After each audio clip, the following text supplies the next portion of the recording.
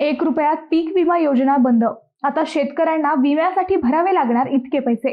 शेतकऱ्यांसाठी मोठी बातमी असून शासनाने 1 रुपयात पीक विमा योजना बंद केली आहे। शेतकऱ्यांना आता विम्यासाठी अधिकचे पैसे मोजून पीक विमा भरावा लागणार आहे। त्यामुळे शेतकऱ्यांना आर्थिक फटका बसणार आहे।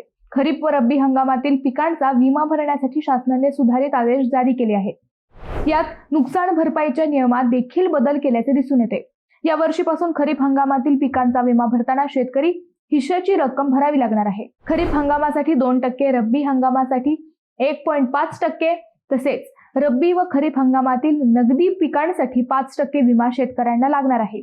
आता शेतकऱ्यांना भातासाठी 152.50 रुपये प्रति हेक्टर, बाजरीसाठी 640 रुपये प्रति हेक्टर, भुईमुगासाठी 112.50 रुपये प्रति हेक्टर, सोयाबीनसाठी 1160 रुपये प्रति हेक्टर, मुगासाठी 515 रुपये प्रति हेक्टर, उडदासाठी 500 रुपये प्रति हेक्टर, तुरीसाठी 940 रुपये प्रति हेक्टर, मक्यासाठी 360 रुपये प्रति हेक्टर, कांद्यासाठी 510 रुपये प्रति हेक्टर तर कापसासाठी 1800 रुपये प्रति हेक्टर विमा भरावा लागणार आहे।